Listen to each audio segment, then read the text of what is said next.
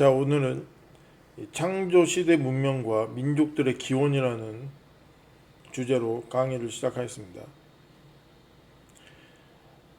자, 이게 이제 노아의 대홍수 이전의 세계 지도 상상도를 그린 건데요. 어, 이렇게 땅이 과거에는 이게 이 세계 대륙이 이렇게 붙어 있었던 거죠. 이렇게 보는 거죠. 이게 이제 대홍수, 노아의 대홍수가 되면서 일어나면서 이게 이제 엄청난 지각 변동이 일어나고 하면서 이게 땅이 갈라진 거죠. 그러니까 대륙 이동에서 대륙 이동설, 뭐 대륙이 이동해서 이 지금의 세계 지도 형태가 된 게 아니고 이게 노아의 대홍수로 인해서 그때 일어난 그 대지각 변동에 의해서 순식간에 일어난 거죠. 40일 만에. 40일 만에 땅의 지형도가 그냥 바뀌어버린 거죠. 그렇게 이해를 해야 됩니다. 그러니까 대륙 이동설이란 말은 틀린 말이죠. 어느 정도 대륙이 뭐 조금씩 뭐 이렇게 뭐 벌어진 것도 있을 수 있겠죠. 그렇지만 그렇지 않아요. 순식간에 갈라진 거예요. 이렇게. 그리고 이제 여기가 땅의 중심, 예루살렘이죠. 땅의 중심이잖아. 여기 딱 보면 여기가 이제 에덴이 있던 땅. 이게 에덴이라고 봐야 됩니다. 그리고 이제 그 네 개의 강이 흐르는데 이런 식으로 여기서 에덴에서 흘러나와서 이제 네 개의 강이 이렇게 흩어지겠죠.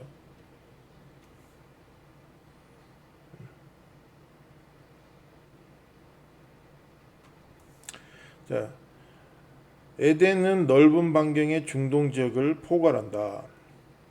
자, 강이 에덴에서 흘러나와 동산을 적시고 거기서부터 갈라져 네 근원이 되었으니 첫째 이름은 비손이라 금이 있는 하율라 온 땅을 둘렀으며 그 땅의 금은 순금이요 그곳에는 베델리엄과 호마노도 있으며 둘째 강의 이름은 기온이라 구스 온 땅을 둘렀고 셋째 강의 이름은 히데겔이라 아수르 동쪽으로 흘렀으며 넷째 강은 유브라데더라.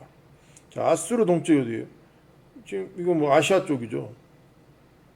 그래서 이 히데겔을 이게 티그리스 강이라고 보는 데도 있더라고. 맞을 수도 있죠. 근데 유브라데는 지금의 유프라데스. 자, 이게 보면 이제 기온, 이제 구스 땅을 온 땅을 둘렀다. 이거 뭐 나일강과 관련이 있죠. 여기 하율라 여기는 이제 표현하기로 여기도 뭐 이렇게 또 하나 강이 있었죠. 지금 뭐 이것도 이제 뭐 저쪽으로 아프리카로 이제 흘러가는 그쪽이라고 보더라고요. 여기 이제 아프리카 아니고 아라비아구나, 아라비아. 자, 여기 비손, 하일라 뭐 이런 식으로 기온. 그다음에 여기 이제 히데겔, 티그리스. 아, 여기 이제 유프라테스. 이제 보면 이제 에덴의 그 동산을 적시고 간다 했는데 에덴이 도대체 이제 그러면 이 네 근원이라고 보는데 그러면 에덴이 우리가 생각하기를 이게 작은 지역이 아니에요. 에덴이 이렇게 넓은 반경입니다. 넓은 반경. 이게 뭐 이제 두로 뭐 여러 가지로 이제 예루살렘, 이스라엘 포함해서 이 네 강 줄기가 있는 곳에 이제 중심부에 포함해서 에덴이라고 봐야 되는 거죠. 그러면 에덴이 그러면 뭐예요? 작은 공간이 작은 지역이 아니고 소위 말하면 땅이 매우 넓은 땅이 에덴이라는 거예요. 그리고 그 에덴 동산이 중앙이 어디예요? 예루살렘입니다. 에덴 동산 중앙 선악과가 있는 곳이 바로 예루살렘입니다. 이렇게 있는 거예요. 그래서 뭐 어떤 사람은 튀르키에 뭐 에덴이 있다, 이라크에 있다, 뭐 어디 이스라엘에 있다, 뭐 어디 있다 이렇게 얘기하는데 뭐 다 맞는 말이라고 볼 수 있죠. 왜냐하면 이게 넓은 반경이니까 이 중동 지역을 포함하니까 이게 에덴이라니까 에덴이 이렇게 넓은 반경을 다 갖고 있다니까 적은 지역이 아니에요. 하나의 이렇게 넓은 나라 개념. 자, 동산 중앙 예루살렘 이스라엘이다. 인자야 두로 왕을 위하여 슬픈 노래를 지어 그에게 이르기를 주 여호와의 말씀에 너는 완전한 도장이었고 지혜가 충족하며 온전히 아름다웠도다. 내가 옛적에 하나님의 동산 에덴에 있어서 각종 보석 곧 황보석과 금강석과 황옥과 홍마노와 창옥과 청보석과 남보석과 홍옥과 황금으로 단장하였으며 내가 지음을 받던 날에 너를 위하여 소고와 비파가 준비되었도다. 너는 기름 부음을 받고 지키는 그룹임이며 내가 너를 세우매 내가 하나님의 성산에 있어서 불타는 돌들 사이에 왕래하였도다. 에스겔서 28장 12, 14절. 자, 이제 이게 두로왕이 느닷없이 나오는데 이게 이제 사탄을 표현하기도 하고 루시퍼를 표현합니다. 그렇기도 하는데 갑자기 이게 왜냐면 이게 에덴에 갑자기 두로왕이 있다고 나와 있어요. 거기를 거닐었대. 그죠? 근데 그룹이래. 이게 천사죠. 기름 부음 받고 지키는 그룹. 근데 이제 그러니까 타락하기 전의 모습이겠죠. 근데 이게 하나님의 동산에 있었다. 에덴에 있었다. 근데 이 두로왕이라는 거죠. 이 두로 지역도 포함될 수 있다는 거죠. 그러니까 에덴이라는 지역이 매우 넓은 방향이었다는 거예요. 그리고 불타는 돌들. 불타는 돌이 뭘까요? 광산, 석탄, 등 불타는 돌들이지 뭐. 근데 그리고 이게 에덴이 한번 무너졌잖아, 엎질러졌잖아. 어디에? 노아의 대홍수 사건으로 인해서 이게 한번 땅이 한번 갈아엎어졌죠. 그때 이제 막 보석들이 막 이렇게 있는데 이 보석들이 많이 있었겠죠. 많이 있었어. 각종 보석이 다 있었어. 근데 이 보석들이 다 묻혔겠죠. 홍수 시절에. 이거 뭐예요? 그러니까 막 땅 속에 이런 보석들이 이게 그러니까 소위 금광이나 다이아몬드 광산이나 뭐 사파이어나 뭐 이런 것들이 다 땅 속에 있는 게 묻혀져 있는 게 바로 이제 그때 노아 대홍수 이후에 그렇게 변형돼 버린 거죠. 그렇게 다 묻혀버린 거죠. 자, 물건을 겁탈하며 노력하리라고 내 손을 들어서 황폐하였다가 지금 사람이 거주하는 땅과 여러 나라에서 모여서 짐승과 재물을 놓고 세상 중앙에 거주하는 백성을 치고자 할 때 에스겔서 38장 12절. 세상 중앙에 거주하는 백성. 이게 뭐 이스라엘이죠. 자, 이스라엘이 지금 이제 오늘날 세계 지도하니까 여기 이제 보면 여기서도 이제 이 중앙에 있다고 보는 거죠. 이스라엘이. 여기 보면 이제 딱 보면 이렇게 세계 지도를 보면 여기 딱 이렇게 보면 여기 뭔가 갈라져 나온 흔적이잖아요. 여기 뭔가 이게 딱 붙어 있었던 거죠. 이렇게. 여기 오스트리아도 여기에 붙어 있었던 것 같고 딱 맞아 떨어지죠 이게. 자, 노아의 대홍수 이후 대격변에 의한 세계 지도가 이렇게 만들어진 거죠. 아까 그렇게 땅이 대륙이 붙어 있었잖아요. 대륙이 이렇게 이제 날려진 거죠. 40일 만에 이렇게 나눠진 거예요. 어마어마한 지각 변동인 거죠. 땅이 뭐 다 물에 잠겨 버렸으니. 자, 이게 이제 피라미드죠. 이집트 기자 피라미드. 자, 왜 갑자기 피라미드를 보여주냐? 자, 이제 이것도 이제 대홍수 이전의 문명일 가능성이 높아요. 이 기자 피라미드도 그렇고 중국 피라미드 이제 구이저우성 안농안에 이런 피라미드가 여기도 많이 있어요. 근데 이게 인류 역사에서 이거를 이게 뭐 언제 건축된지를 몰라 다. 이집트의 기자 피라미드도 몇 개 그렇습니다. 몇 개는 이제 중국의 여기 이 지역에 이제 그 피라미드가 모여 있는데 있고 그 다음에 또 여기 이제 남극에 있는 피라미드라고 하죠. 남극에 여기서 사람이 산 적도 없는데 어떻게 여기 피라미드가 있냐? 근데 이게 이게 과거에는 남극 여기도 초원지대였을 거라고. 언제 노아의 대홍수 이전에. 근데 누군가가 여기 와서 또 피라미드를 만들었나 보죠. 자, 이런 식으로 이제 구글어스에 관측된 남극 피라미드. 거의 피라미드죠. 이거 다 보면 피라미드 같죠. 이집트 피라미드보다 훨씬 큰 크기를 지닌 남극 피라미드. 400m라고 합니다. 높이가. 자, 1986년 남극에서 대규모 숲의 흔적을 발견. 야, 이 초원지대였다니까요, 이게. 근데 이게 지금에서 말이 되나요? 아니죠. 안 되죠. 이게 보면 이제 대홍수 이전 시대에는 이런 겨울이 없었겠죠. 그러니까 눈이 없고 이게 이제 그래서 눈이 있었겠지. 근데 이제 이런 어떤 이게 지금의 지구 환경과는 많이 다르다는 거죠. 자, 이게 이제 천국 소녀 아키아나라는 그 소녀가 환상을 보고 이제 그림을 그린 거라고 하더라고요. 근데 이게 보세요. 이게 뭐예요? 피라미드잖아요. 근데 이게 뭐예요? 갑자기 물에 다 잠겨. 이게 뭐예요? 이게 아마 이 노아의 대홍수 사건이지 않을까. 그걸 환상으로 본 거죠. 본거 이게 이제 피라미드가 이렇게, 그러니까 홍수 이전의 문명이라는 거예요. 피라미드가 다. 그거를 이게 이 환상으로 보았다는 거죠. 노아의 대홍수 시절에 홍수가 일어나기 전에 피라미드는 존재하고 있었다. 그래서 뭐요? 창세 문명에 있었다. 이 피라미드는. 이때 당시는 막 인류가 막 900세까지 살던 시대 아니에요? 응?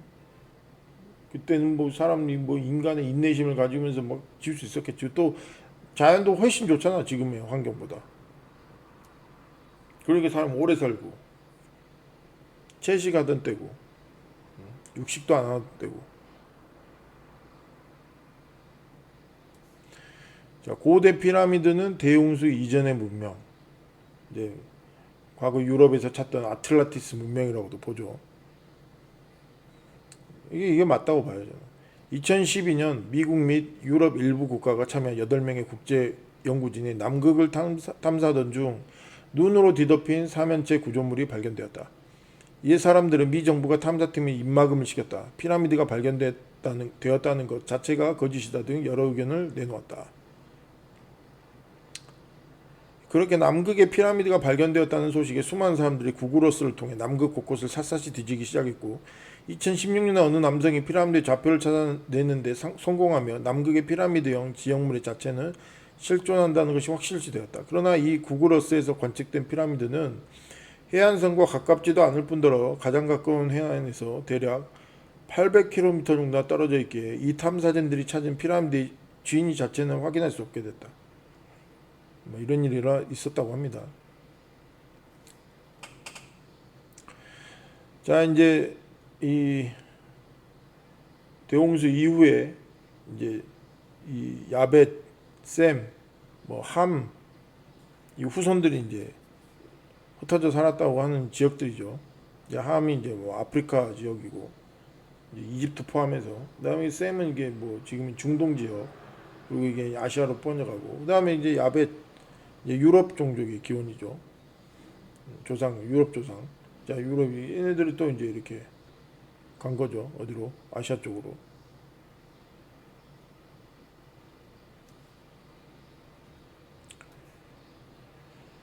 자, 이게 이제, 자, 우리가 이제 바벨론에서 이제 수메르 문명이라고도 하고 메소포타미아 문명이라고도 하죠. 바벨론에서 시작된 고대 역사서 환단고기에 단군, 뭐 이게 이제 족장이기도 하고 제사장이기도 해요. 단군들은 왕으로도 보죠. 단군들은 이제 이 바벨탑 사건이 일어났을 때 동방으로 이동한 욕단의 후손들로 북방계 시베리아 민족들의 역사이다. 이제 이렇게 이제 이제 뭐 결론을 내렸는데, 이게 이제 이 북방계 시베리아계 이 민족들의 이쪽으로 이동한 거죠, 얘네들이. 근데 이제 이게 이제 나중에 뭐 북방 시베리아계 쪽 이 역사서가 나오는 게 이제 뭐 환단고기하고 연관이 좀 있는 것 같아요. 이게 마침 또 아시아 역사랑 연관이 되잖아, 이게. 이게 북방계 시베리아 민족들의 역사라고 볼 수 있어요. 그래서 얘네들은 단군 조선이 나오잖아. 단군 조선, 단군 조선. 다 이게 뭐 욕단과 관련이 있는 거죠. 자, 이게 이제 이렇게 가면서 베링 해협을 건너서 이 욕단의 후손들이 베링 해협을 넘어가면서 이렇게 아메리카까지 넘어간 거죠. 이때는 아마 연결이 되어 있지 않았을까, 여기가. 그래서 이제 여기가 이제 이 각골 문자 시대에 이제 넘어간 거죠. 이제 문자가 나왔던 시대에. 그러니까 각골 문자가 여기서도 막 발견되고 하는 겁니다. 자, 이게 1780년대 이게 뭐 베링해를 그린 지도라고 하는데 이때 이제 베링해도 거의 붙어 있었답니다. 알래스카하고 이 시베리아가. 그 뭐 그런 지도예요. 보면 이제 여기가 거의 뭐 가깝게 붙어 있다고 보는 거죠. 여기가 이제 아메리카, 그렇죠. 알래스카, 여기가 이제 시베리아. 여기 이제 좀 더 구체적으로 보이죠. 근데 여기 이제 점점 뭔가 희미해져 가는 것 같기도 하고 여기 이렇게 있었다는 거죠. 여기 가까웠다는 거죠. 그러기 때문에 여기 건너갈 수 있었다는 거죠. 이렇게 여기도 보면 이렇게 있었답니다. 이렇게 캄차카 반도까지 이렇게 대륙이 이렇게. 근데 왜 어떤 여기 보면 여기 더 자세하게 그려졌죠. 이렇게 여기도 이렇게 여러 지도를 여러 사람이 다 물론 이게 뭐 서로 이제 보고 영향을 보고 베끼고 하면서 이렇게 했을 가능성도 있는데 아무튼 이게 베링해어가 이렇게 가깝게 있었다. 그러니까 건너갈 수 있었다는 거예요. 근데 우리가 지금 베링해부터 멀리 떨어져 있는데 과거에는 더 가까워 있었다는 거죠. 언젠가 그러니까 더 과거로 거슬러 올라가면 아예 붙어 있었던 적도 있었겠죠. 자, 고대 아메리카 민족은 시베리아계 욕단의 후손이다. 원래는 북극계 아시아 인종이 이누피아트족 땅이었다. 이 섬들을 최초로 발견한 사람은 1648년 러시아에 복속한 코사크인 세면 데즈네프로 시베리아에서 베링해를 건너 알래스카에 처음 발을 디딘 인물이다. 데즈네프가 이 섬을 발견했을 때 원주민들이 살고 있었다고 한다. 그러니까 이 원주민들이 이제 알래스카로 넘어간 사람들이죠. 과거부터 그 후손들이 살고 있었던 거죠. 그로부터 80년 후인 1728년에 덴마크인 비투스 베링이 러시아 표트르 1세의 명을 받고 이 해협을 탐험했다. 그 후 이 해협을 베링 해협이라 불렀고 러시아는 이 두 섬을 포함해 알래스카까지 영토로 편입시켰다. 자, 이제 지금의 이제 러시아와 미국의 국경이죠. 여기가 이제 알래스카, 여기가 이제 시베리아. 네, 이게 두 섬을 사이로 해서 이렇게 국경이 갈려져 있습니다. 지금 여기가 물살이 아주 세고 그렇습니다. 여기가. 이거는 뭐 페루에 있는 뭐 이게 그림인데 뭐 이것 아마 이제 이게 엄청 큰 그림인데 땅에 그려져 있어요. 막 산에 그려져 있고. 근데 지상에서는 안 보여 이게. 그러니까 뭐 하늘에 있는 신에게 보인 신을 위해 그린 그림이 아닌가 그렇게 생각합니다. 하나님.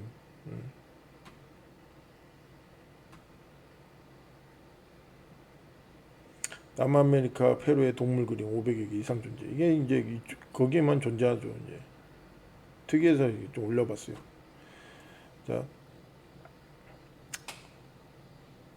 자, 이게 이제 진안, 번안, 마한, 한국 고대사에 드러나는 진실, 고조선 유민들이 세운 남사만.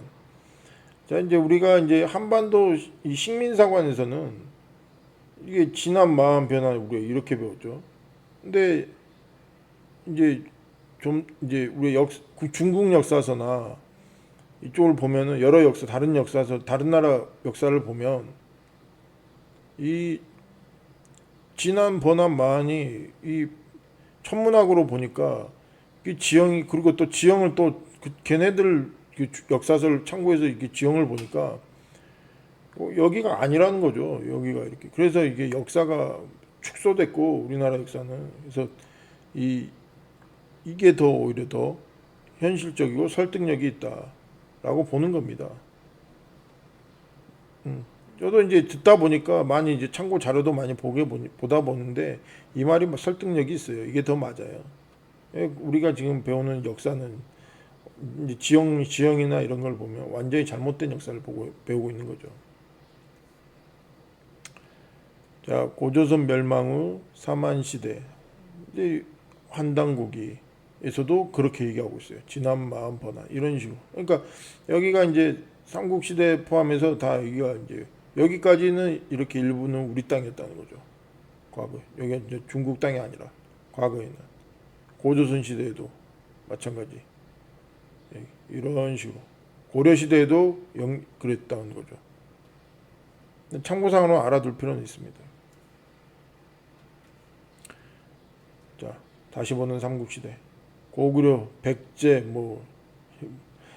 과거에는 먼저 살던 놈이 임자니까 여기 와서 사람도 안 살고 있었을 거 아니야. 와가지고 야, 내 땅 하면서 여기서 살다 보면은 그렇게 되는 거죠. 다 올려 살았어요. 과거에는 이렇게 다 올려 살았다고. 그리고 사람이 안 사는 지역들 많으니까 내려오다 보면 사람이 안 살고 있는 그냥 내 땅 하면서 살면 그냥 자기 땅이었던 거지.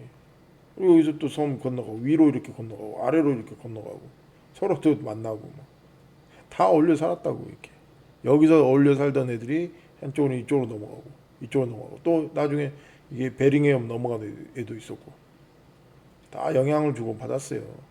근데 나중에 이제 우리는 다 땅을 다 뺏기면서 이제 여기 이렇게 남아 있는 거지. 이렇게.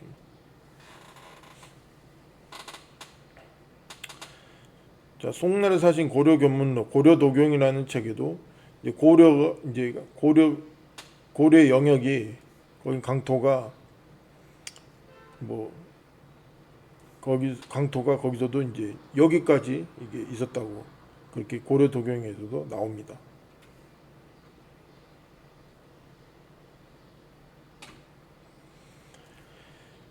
자, 이제 옛 지명은 같은 이름으로 부르는 곳이 많았어요. 그렇습니다. 실제로 우리나라 도시 이름들도 이 중국에서 같은 비슷한 이름이 많아요. 이게 압록강도 마찬가지라는 거예요. 압록강도 이쪽에 이 북한에 있는데 그쪽에 국경지대에 있는 게 압록강이 있고 또 여기에도 압록강이 있어요. 압록강이 중국 쪽 이쪽에도 같은 이름에 있다는 거죠. 여기 압록강 이렇게. 그래서 이 역사서가 말하는 그 지명과 이게 보면 지금에 있는 우리가 그 지명의 그 위치하고는 아주 다를 수 있다라는 거죠. 그래서 그렇게 되면 이제 영역이 달라지는 거죠, 완전히. 고려도경에 기록된 고려 영토. 이제 이제 고려도경이라는 송나라 사신이 쓴 그 역사서에 의하면은 고려가 요렇게 여기까지 그리고 송나라하고 옆에 붙어 있었다는 거죠. 거의 요렇게 여기까지 다 고려 땅이었다는 거예요. 나중에 이제 몽골에 의해서 이제 다 뺏겼겠죠. 그래서 이제 몽골이 여기 산별초 가면서 여기까지 왔으니까 완전히 다 쓸었으니까 이렇게 하면서 원나라 시대 때 원래 이제 그 전까지는 여기 좀 있었던 것 같은데 원나라 시대 때 완전히 다 흡수돼 버린 거죠. 중국에.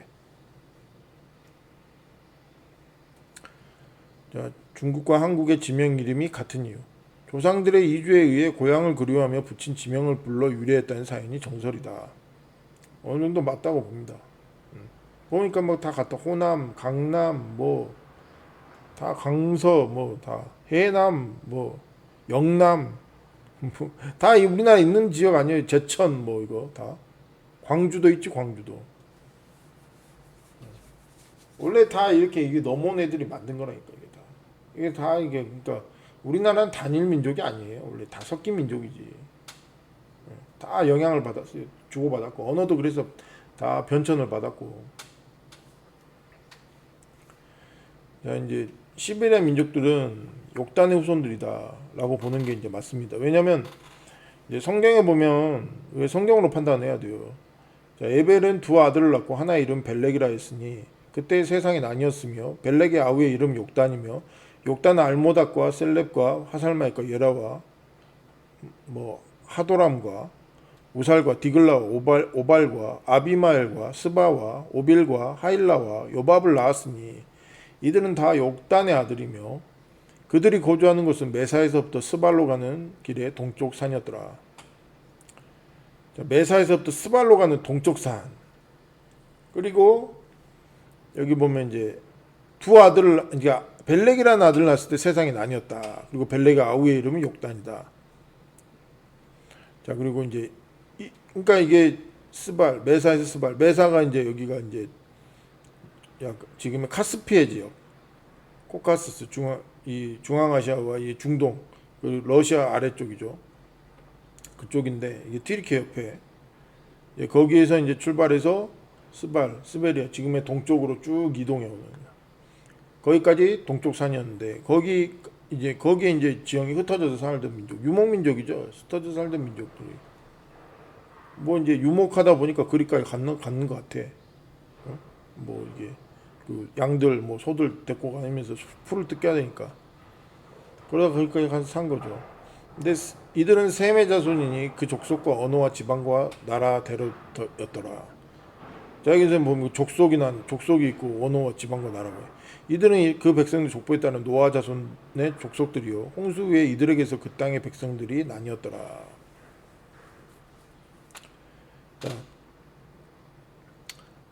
자, 이게 그렇죠 이제. 그리고 그래서 지금의 시베리아 민족들은 욕단의 후손들이 가능성이 크죠. 우리나라도 그 중에 하나일 가능성이 높죠.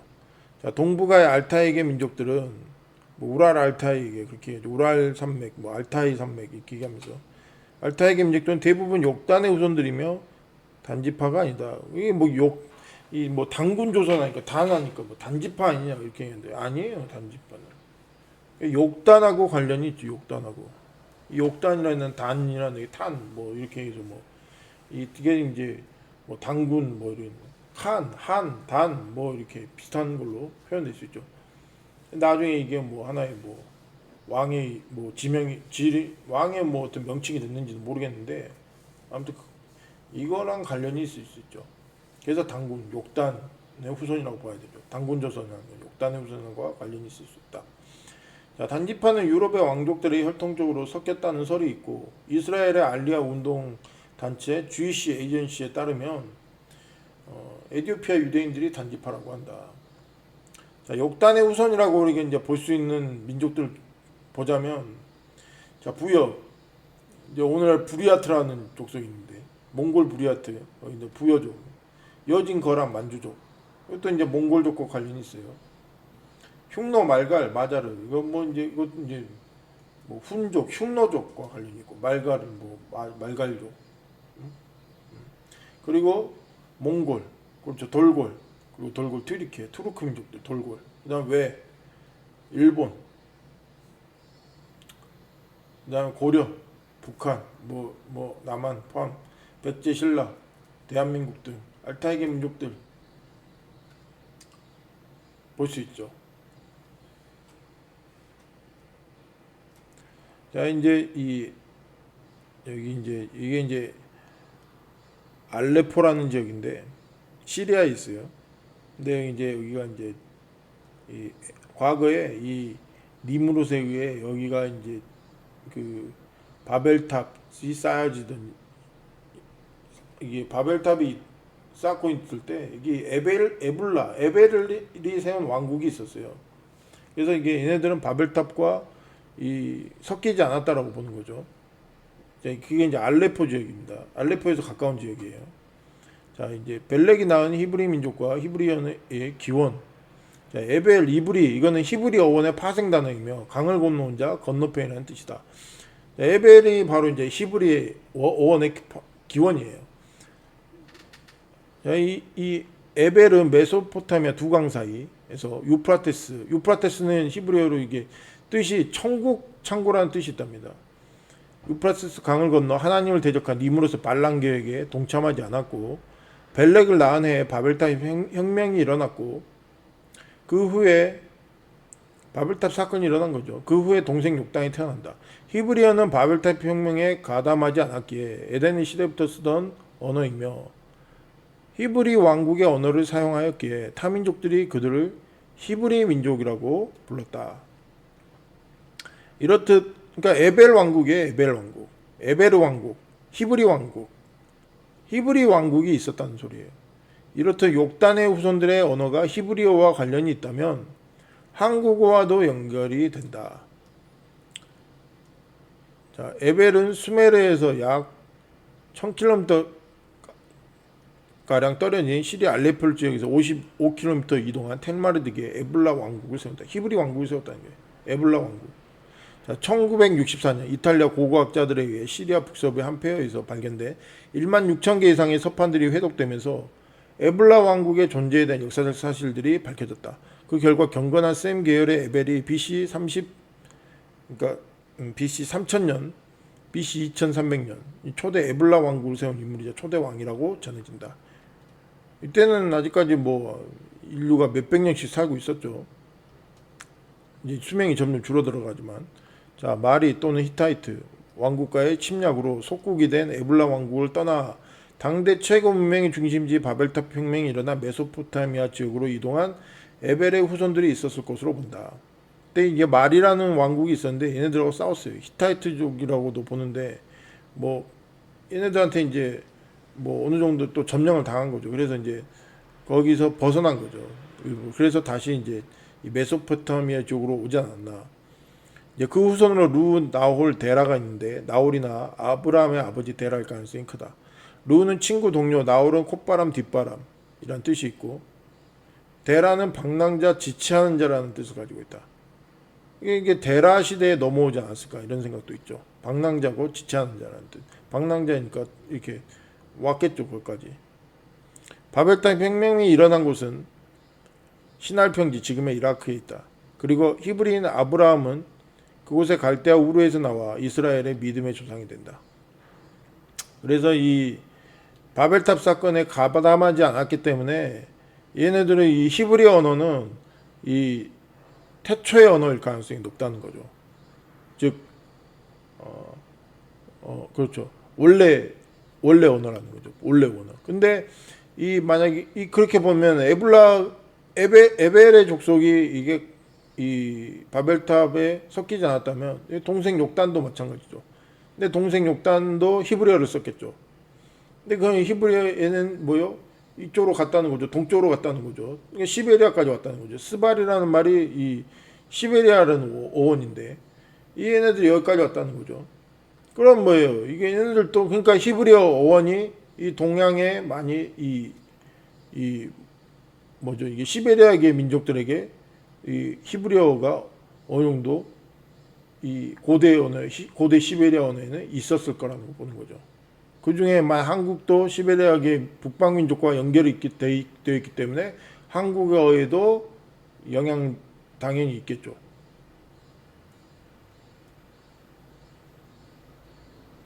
자, 여기 이제 여기 에블라라고 있죠. 여기가 이제 시리아 땅인데 이게 알레포에서 가까워요. 55km 떨어진 에블라 여기 이제 에벨 왕국이 여기 있었다는 거죠. 여기가 이제 뭐 이제 여기가 이제 여기 이제 여기 뭐죠? 니므롯이 세운 이제 바벨탑 사건이 있었는데 이제 아무튼 이렇게 있었습니다. 에블라 왕국이 이렇게 떨어져 있었다는 거예요.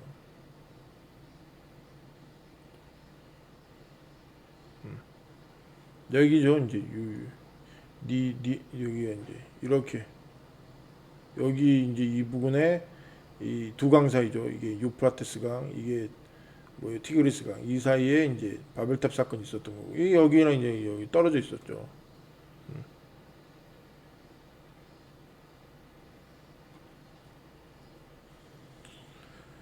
자, 이게 에블라에서 이제 위쪽으로 올라가는 애들이 있었고, 이 아래로 내려가고, 이쪽 사이프러스, 키프로스로 가고, 또 이렇게 동쪽으로 이동한 애들이 있었죠. 동쪽으로 있는 게 욕단의 후손들이죠. 이렇게 갔죠.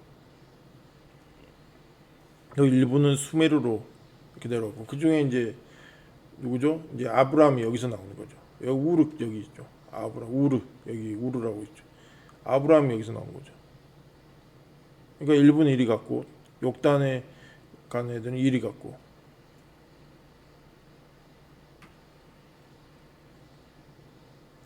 이게 이제 메사, 여기가 이제 그 욕단의 후손들이 이쪽으로 이동해서 이렇게 쭉 오른쪽으로 동쪽으로 이렇게 갔을 거라고 보는 겁니다. 이게 이란에 지금 현재 여기를 이제 메사라고 보는 거예요.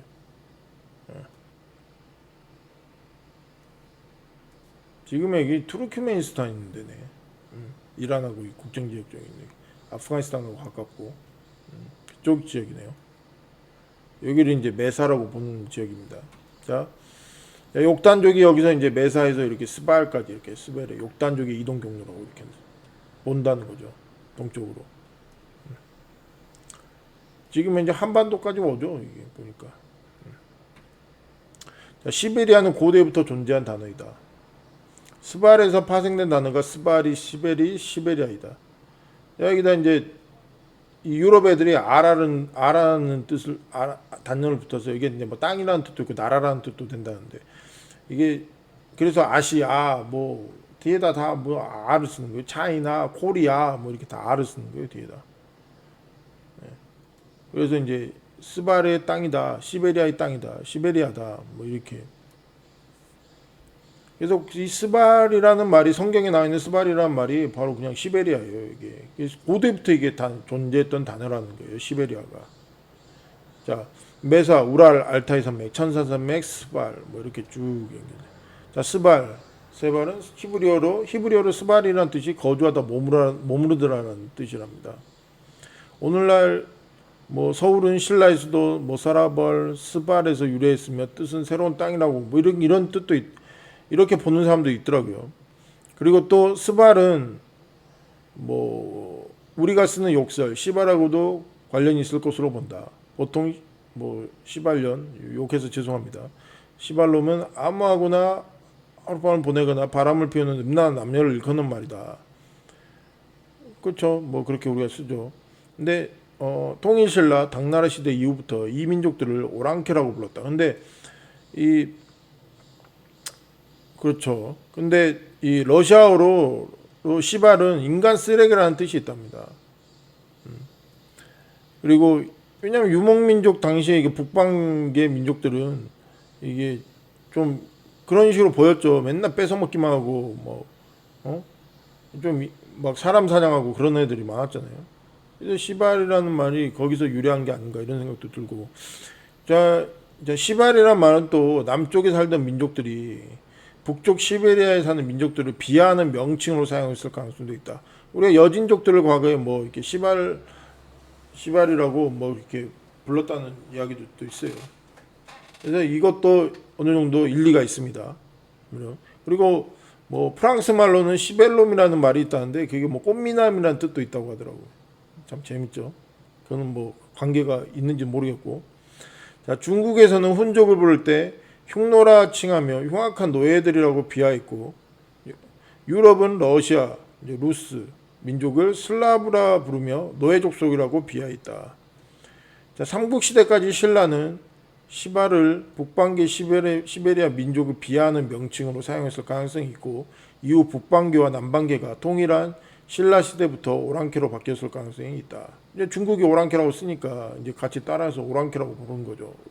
원래 근데 다 같은 민족이고 뭐 섞여 살던 애들인데 그때부터 바뀐 거죠. 그래서 이제 시발이라는 명칭도 뭐 다른 시로 쓰지 않는가 잃어버린 거죠. 시간이 지나고 고대 아주 오랜 시간이 지나면서 그랬을 가능성이 있다는 겁니다. 그래서 이 시발이라는 말은 북방계 민족들, 시베리아 민족들을 비하하는 원칙으로 사용했을 가능성이 있다는 거예요. 자, 이게 이제 뭐 당군조선에는 나온 애들이 다 보면 북방계 민족들이잖아. 다 이거 보면 여기 이제 뭐 한당고기에서 이렇게 얘기하는 건데 보면 이게 흉노, 돌골, 뭐 동호, 몽골, 뭐 다 북방계 민족들 아니에요? 다 시베리아계 민족들이죠. 그래서 당군조선, 그래서 욕단의 후손들이라는 게 얘네들은 다. 당군은 단지파가 아니고 욕단의 후손. 단지파야, 단지파는. 북방 시베리아계 민족들은 시조가 같고 신화도 비슷하다. 이게 천손 신화라고 해가지고 뭐 하느님을 믿는 신앙이 있어요. 다 이게 하늘신을 믿네.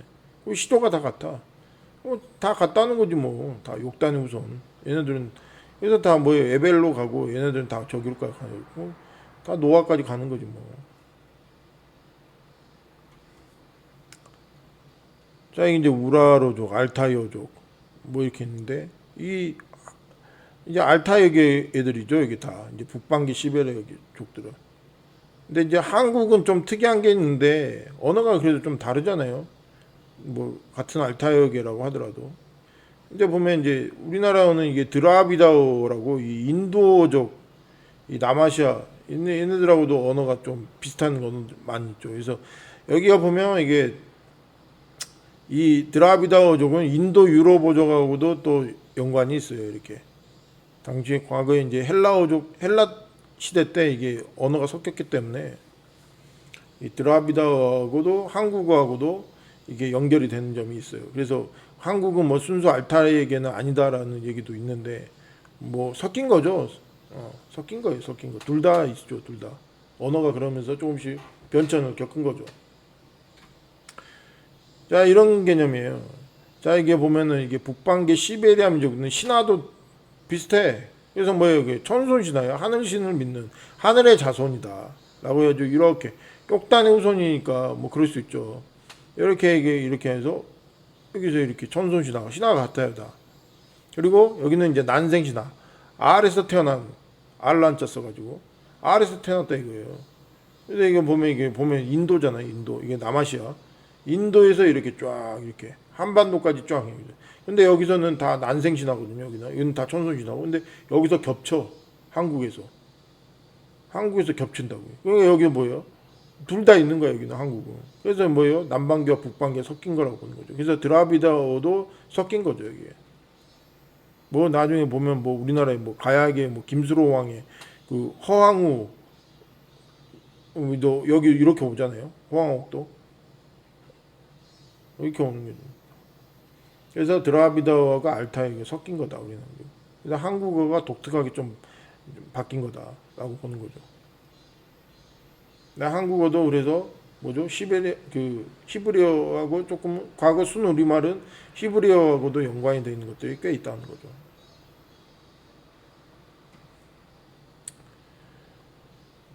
자, 유목민족들이 세운 국가들.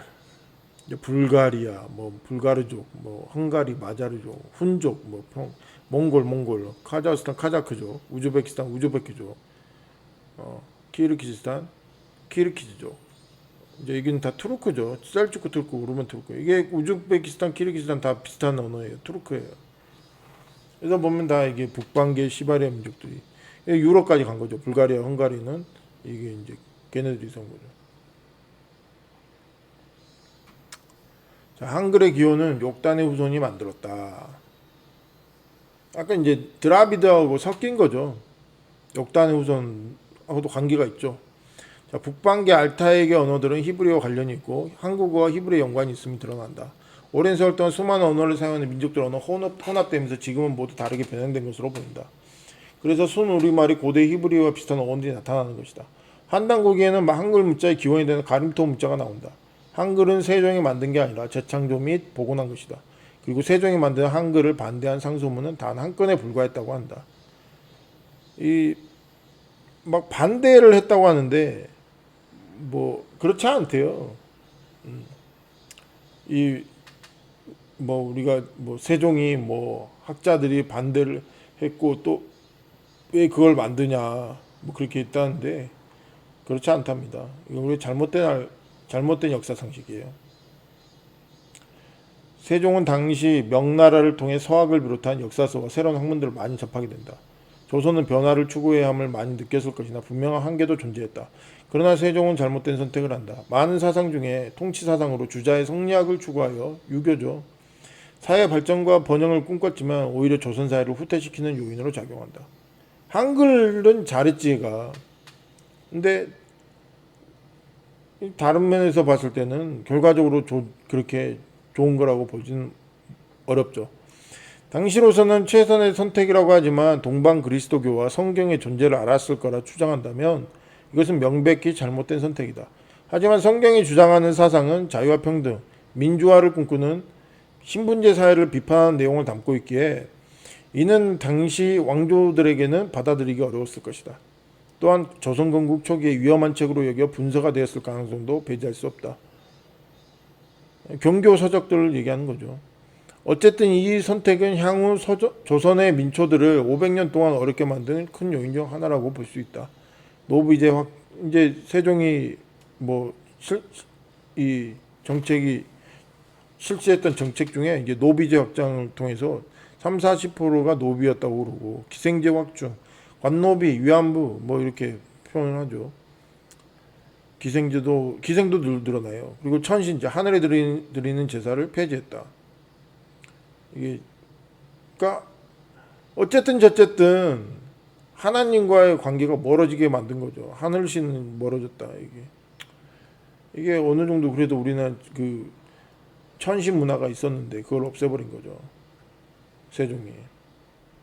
뭐 이게 뭐 잘한 건지는 모르겠어요. 근데 아무튼 이 세종은 이 경교라는 존재를 알고 있어서 가능성이 높기 때문에 이 예수님에 대해서도 어느 정도, 그리고 이 사람은 공부를 많이 한 사람이에요. 서학을 비롯해서 관심이 많았고, 그래서 장영실 같은 사람들도 이게 등용을 했던 거고, 많은 이렇게 한글도 막 학문을, 이것도 그냥 했겠어요.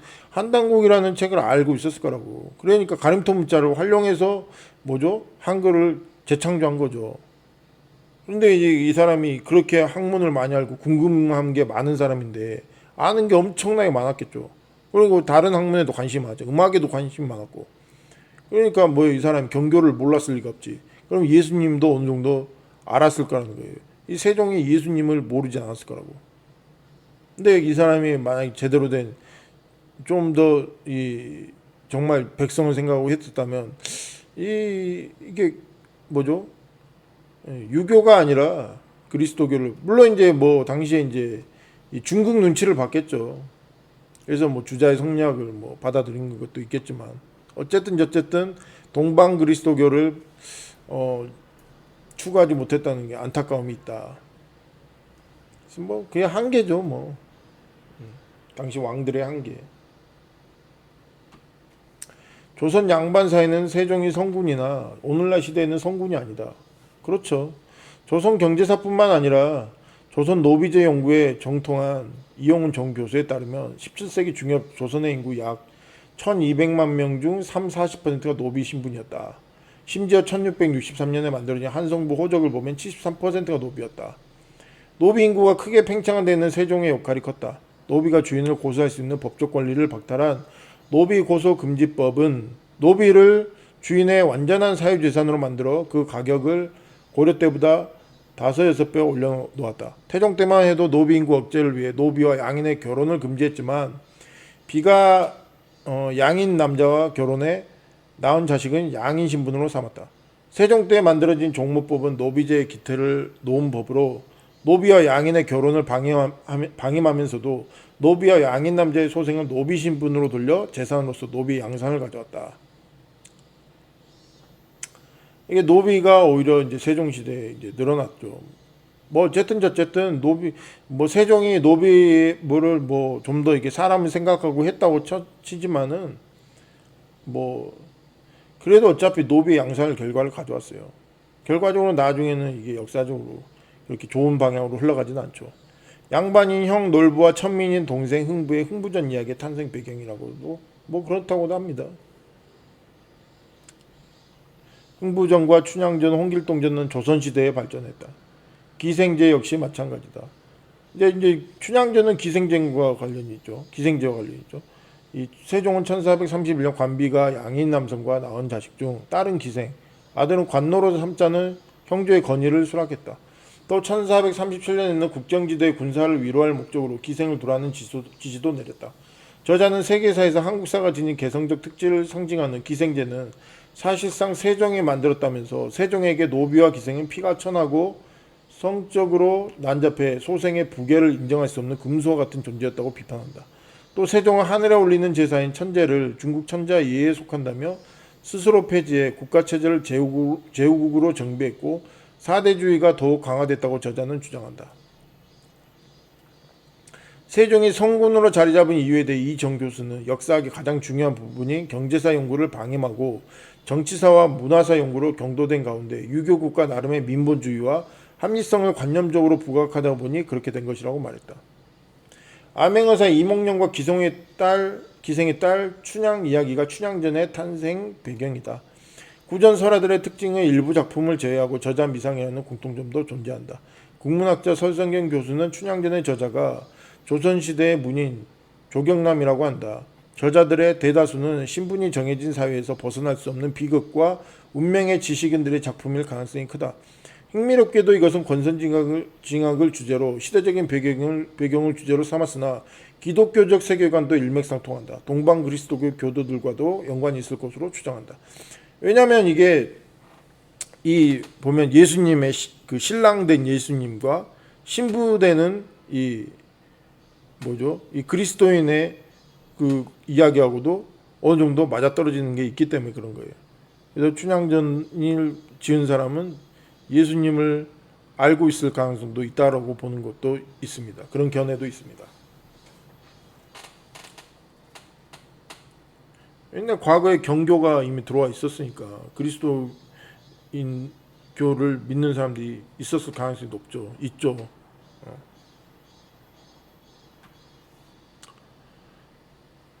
자, 이게 가림토 문자.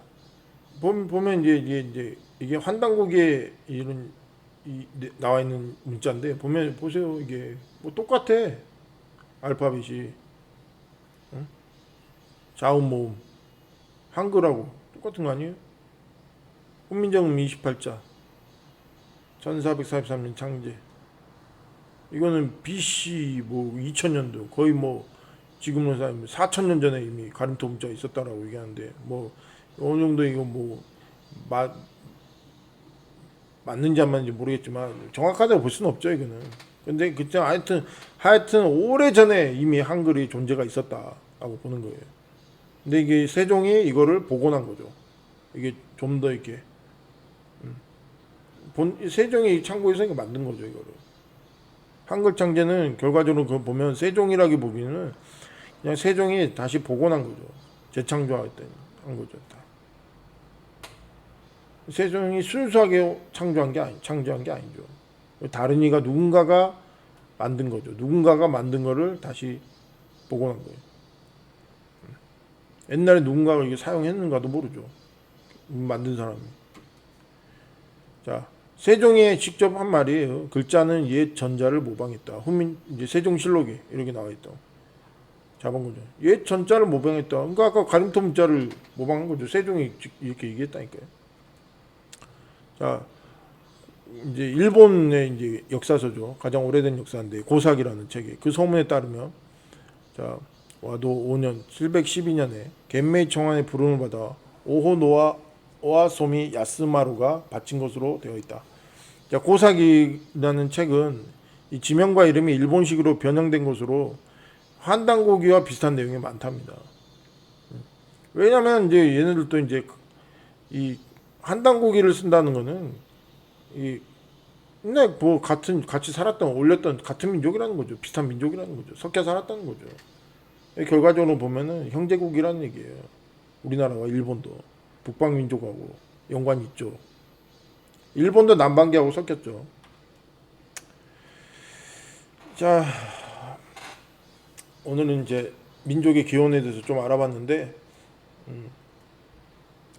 시청해 주셔서 감사하고 또 다음에 또 새로운 주제로 만나 뵙겠습니다. 감사합니다.